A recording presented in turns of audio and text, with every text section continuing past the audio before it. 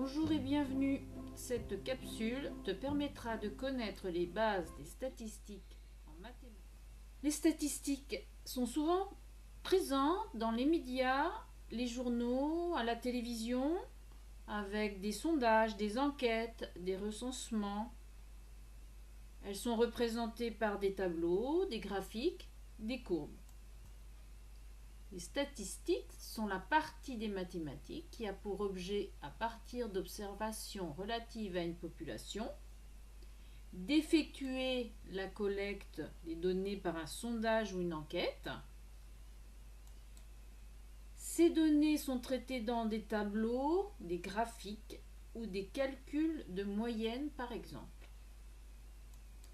Ce qui permet ensuite d'interpréter les données recueillies. Il est important de connaître le vocabulaire lié aux statistiques. Voici le vocabulaire à connaître. Le premier est population. Par exemple, dans un parc automobile, l'ensemble des voitures constitue une population dont on étudiera les caractéristiques. Chaque véhicule est un individu. Qu'est-ce qu'un recensement ? Un recensement porte sur l'ensemble de la population. Par exemple, le recensement permet de savoir combien de personnes vivent en France et d'établir la population officielle de chaque commune. Par contre, un sondage porte sur un échantillon de la population. On ne prend qu'une partie de la population. Autre terme à connaître, la série statistique est l'ensemble des valeurs collectées. Par exemple, on va étudier un caractère et on va compter le nombre d'individus ayant le même caractère. Par exemple, si je prends un parc automobile et que j'étudie la couleur des véhicules, je vais collecter l'ensemble des valeurs, des voitures qui sont rouges, des voitures qui sont bleues, des voitures qui sont vertes, etc. Ceci s'appelle le caractère et il peut être un nom, comme la couleur, la marque de la voiture, et dans ce cas, on dit qu'il est qualitatif, car il n'est pas mesurable. On peut aussi chercher le nombre de voitures ayant 1 an, le nombre de voitures ayant 2 ans.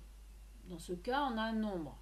Donc, on va dire que ce caractère est mesurable et qu'il est discret, puisqu'on a des valeurs isolées, 1, 2, 3 ans.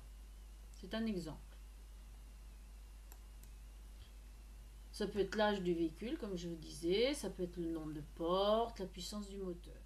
Par contre, lorsque l'on a des valeurs qui vont être étendues, on va avoir un caractère qui peut être quantitatif continu. Donc s'il est mesurable et si les valeurs ne sont pas isolées. Par exemple, le nombre de kilomètres au compteur. On ne va pas prendre tous les nombres qui sont au compteur parce que c'est des valeurs très très grandes. Par exemple, on va prendre les voitures ayant de 0 à 1000 km. Puis les voitures ayant un compteur de 1000 à 2000 km. Là, les valeurs ne sont plus isolées. Donc on a un caractère quantitatif continu. Alors, les valeurs d'un caractère quantitatif continu sont souvent regroupées en classes dans un tableau. Et donc, par exemple, on va prendre l'exemple d'une forêt dont on étudie la hauteur des arbres. Donc, la hauteur des arbres est en centimètres.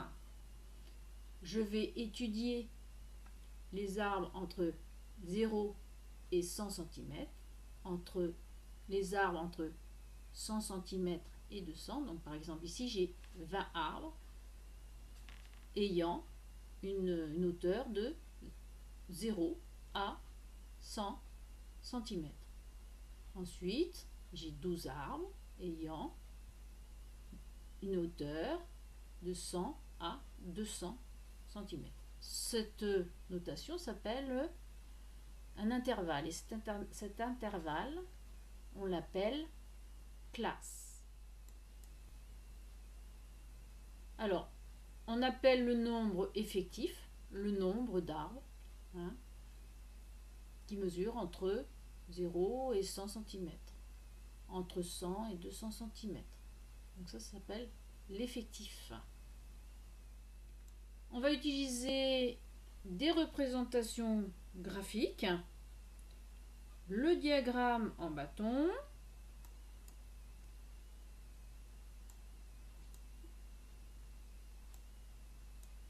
l'histogramme et le diagramme circulaire.